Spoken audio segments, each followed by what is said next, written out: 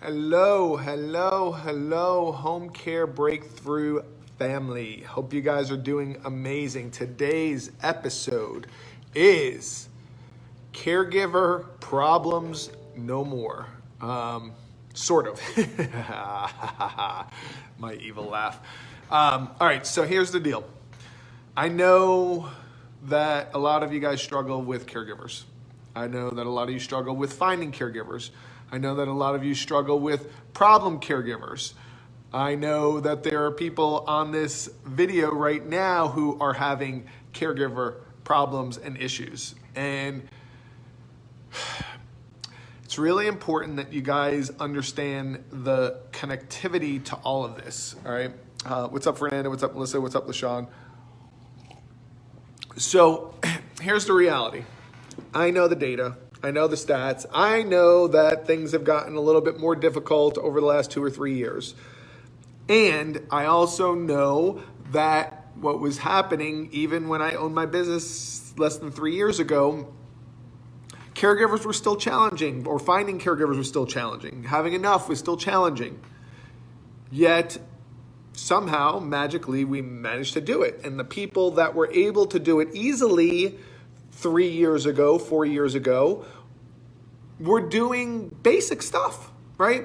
Like I have a lot of clients that are franchisees that, you run the same basic ads that everybody runs. You have the same basic process that everybody has. And what most of you hopefully are starting to realize, but still I think some people don't realize, is that finding caregivers is a marketing and a sales process. It's not let me put a basic ad up on the internet or put a basic ad on Indeed and hope that some applications come in, and some probably will. But the reality is that you have to do more. Like, you actually have to do more. You have to treat this as a sales and a marketing process, not a logistical process, right? Now, the only reason why I got this years ago and why I tell people, I'm dead serious, like we very rarely had a problem with having enough staff. And the only time it typically came up is if we got so bombarded that we truly sucked up our bench. So, and I know I'm being a little animated, a little bit passionate about this because it's really important. Right? In fact, I talked to one of my clients this past week. We were talking about like recruiting ads, and your recruiting ads have to be selling ads. You have to get a little bit better at sales copy and pulling them in through emotion and touching on the pain points. That is marketing, right? So I don't care what business you have. I don't care if you're selling even widgets. I don't care if you're selling coffee. I don't care if you sell kombucha. Right? I don't care if you sell caregiving. I don't care if you sell iPhones. Right? You're selling an emotion. You're selling an experience. You're selling, you have to be able to tap into those things. All right? It starts with that. That's just like one little piece of the puzzle. Right? Those of you that have followed my sales process, my sales system, I teach you very similar stuff on the sales side. So my point is that early on in my life, I did recruiting for years, and the only reason why I made recruiting such a big deal is, one, because I knew we needed caregivers, right? In my prior life, staffing world, I didn't get paid unless I placed someone, right? I didn't get paid unless I had someone. I was doing IT recruiting at the time. I had to cold call people that had resumes on there. I had to get them excited about the opportunity. I had to get people to move, right? Not just take a job that's 10 miles away, right? Your caregivers won't even drive 20 minutes. Some of them, right? Am I right? I know I'm right. Some of them won't drive 20 minutes. I had to get people to move from one state to another to take a job. Okay? So that's not easy. And if they're not willing to do that, and if they don't stay there at least 90 days, I don't get paid. So I knew early on, I had to convince my caregivers why they should work for us, right? It wasn't just, hey, are you certified? Hey, do you have your driver's license? Hey, can you pass a background check? Hey, how long have you been doing caregiving, right? That's what a lot of people do. And I'm not trying to be mean because some of you on here may be doing that, and I'm not trying to be critical, but it's logistical. How excited is a caregiver who's maybe got 3-4 opportunities just that week for a job, and you're approaching it through the lens of, logistical stuff. Now, I know some of you are like, but we're nice and we treat our caregivers well and we're friendly on the phone, and that's all good. That's all good. But it's all the little pieces. It starts with the recruiting ad itself. So Melissa, you're working on recruiting posts. Go back and look at some of the ad copy. Follow the formula that you got from the live event a couple times ago, right? Follow that formula. It works, right? I just did one with one of my clients the other day, and we tweaked it, and I think he was been getting like 2-3 resumes a week from his ad, and we just tweaked the copy, and he got 5 in one day or 2 days. I don't remember exactly what it was, right? So we know that with the right messaging that we're going to get more applications, all right? So number one, we got to make sure we've got the right messaging, the right pattern interrupt headlines. We got to make sure that the copy is good, that it pulls them in, right? That's number one. That's just one part of it, because if we get enough applications, that's the start. Now the sales process happens. So that's marketing. The sales process is like, how do we get them excited about working for our company, right? How do you get them bought into what you can offer, right? And that you're meeting their needs. Just like I teach you guys in sales, we've got to pre-qualify. Well, same thing here. We're sort of pre-qualifying, and not pre-qualifying in the way that, hey, did you pass all the logistical things that I need for you? Of course we need to know that. So you can ask a couple basic questions, but it's more about, what do you want? What's important to you? What are you looking for? How do you know you have the right employee? What's going to make you want to work for a company?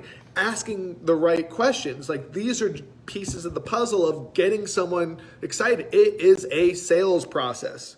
It is a sales process. So we start with, first, we got to have the right enough hooks in the water. What do I mean by that? Are we posting in enough places? Do we have enough funnel recruiting ads and posts and referral programs and ways to drive and build that top part of the funnel of applications? Okay, because if you don't, well, that's part of the problem. Right? We got to start getting enough applications, and you do that through having enough hooks in the water and the right messaging. And then you work your way through the funnel. We're not going to hire everybody, right? Probably 40% of the applications that come in are not a good fit.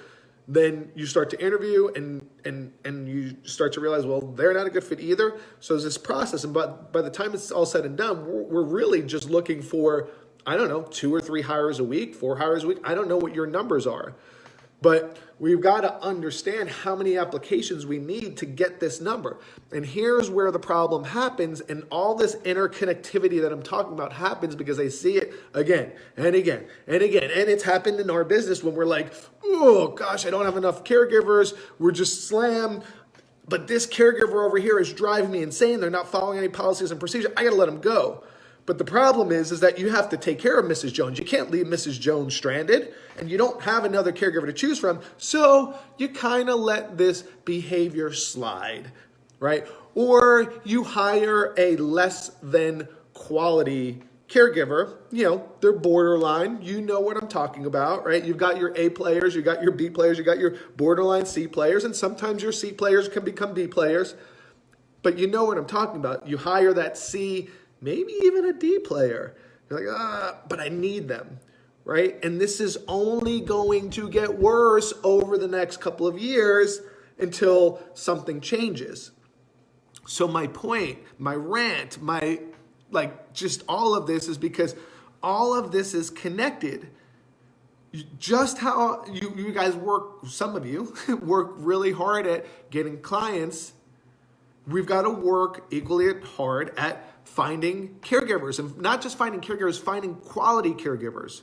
And then you've got to work equally as hard at retaining caregivers, okay? But when it comes to just this very first piece of marketing for caregivers, you have to understand what they want, right? There's data out there, there's reports out there that tell you what they want. What is it that caregivers really want and need, right? A lot of you think it's just pay. Pay plays a part of it in it, but it's not the whole picture. So when you understand what they want, right, we're going to talk about this. This is why I have someone coming in to present at the live event, because they're going to give us the data. They're going to give us the latest trends in the data so we understand, what do they really want? And what's interesting that you'll find out is that what we think that they want as owners is not exactly the same as what they really want, okay? And the data supports that. So when you understand what they want, now we can tap into that when we're doing our recruiting, when we're doing our selling. Guys, this is almost the same exact thing that I teach you with sales, is it not? Go in, pre-qualify, ask the right question. Once you're done doing that, then we use that information when we're delivering our 3P presentation, okay? Same thing. But the problem is most of you do not do that. Most of you run your basic ads, hope that we have enough applications coming in. You know, we're nice. Some of you aren't. I'm just kidding. Right? We're nice to the caregivers when they come in, but to what extent it varies from owner to owner. But a lot of times I've seen it. I'm not just making this up. I have seen it. I've even seen it with my own staff until I'm like, no, this is how it's done. This is how it's done, right? What do I mean by that? Is that you're on the phone with the caregiver. Okay, do you have your certification? Yes or no? Okay. Can you pass a background screening? Yes or no? Yep. Okay, good. Are you CPR certified? Yes or no? Yes. Okay, good. Okay, well, I'm going to need you to come in and interview, and then we'll go from there. Okay, and make sure you bring your paperwork. Okay. Yep. Okay, that sounds good. All right, what time can you come in? All right, you're going to be here tomorrow at 10 o'clock. Okay, all right, I'm counting on you. I need you to come, right? And then the next day comes and they don't show up and you're like, it's weird. My show up rate is like 30%. It's like 30%. And you're like, I don't get it. Like, these caregivers, they just don't show up. And there's a reason, all right? I'm not saying that we're going to solve the problem completely. I am saying that when you handle this the right way and you're truly connecting with your caregivers and you're addressing what they want and you're treating it as a sales process and you're pulling in through your messaging and your recruiting process, your ads, that when you're getting them to the door, that they're already a little more bought into your company than your competitors. So I hope this makes sense, guys. You have to start treating your recruiting as some of you do treat your sales process, as that you're treating it as a process and a sales, and you got KPIs and you're managing it, and you know how to pull them in emotionally. Like, these are the things that you're going to have to start doing if you want to win in this game over the next 5 years, 10 years, however many years. Okay, because the caregiver problem's not going away. It's not going away completely. But if you're doing this the right way, you're going to change the game, okay? I promise you. I've seen it. I should be tracking all this data with my clients. Unfortunately, I don't have an efficient way to do that. But I'm just telling you that there's a way to improve it, all right? And you have to have the right people delivering the message too, right? Because I can tell you all this stuff, but if you have someone who's just like really brash with the caregivers, they're going to just sense the brashness. So it all starts, you got to treat it as a sales process, guys. We'll start with the data. For those of you that are coming to a live event, you're going to get the latest data and the trends, but now the next piece is like, how do you use that information, okay? And then we're doing, for those of you that are staying after for it, the recruiting mastermind after the event, which we did last year, which was awesome and really helped a lot of people. And it's just great to brainstorm, because just like with sales, we got to get a little bit better in each of the categories. We got to get a little bit better on ads so we have more applicants. We got to get a little bit better with the pre-screening process so we get more show-ups to the interview. And then we got to get a little bit better with that process, the interview process, to get them on board.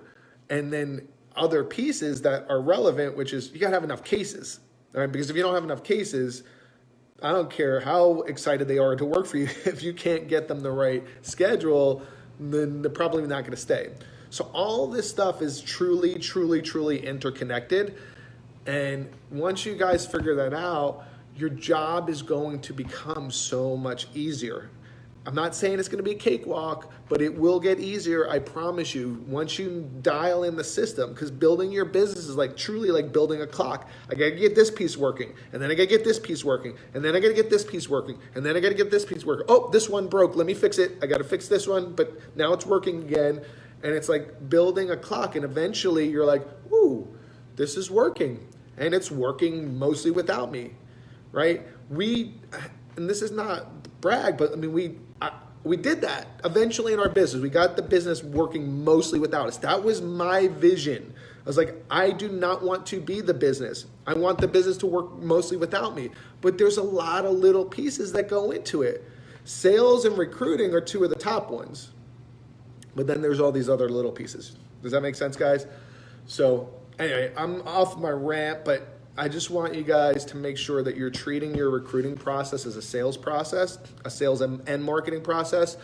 And if you do that, if you really invest the time into learning it, into doing it, you're going to see better results and less problems. Because when you have this caregiver acting up, you can be like, okay, see ya. We've coached you, we've counseled you. I'm not saying just get rid of, you got to coach and counsel first. But once you've coached and counseled them and they're still not performing, you say, okay, I'm going to have to remove you. But thankfully, I've got 5 more caregivers on my bench that are awesome people that are looking for hours. Cool. See you later. And you don't have to deal with that. All right. People that don't no call, no show.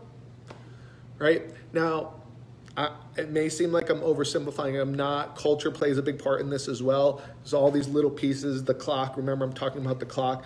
But these are big pieces. Sales, recruiting.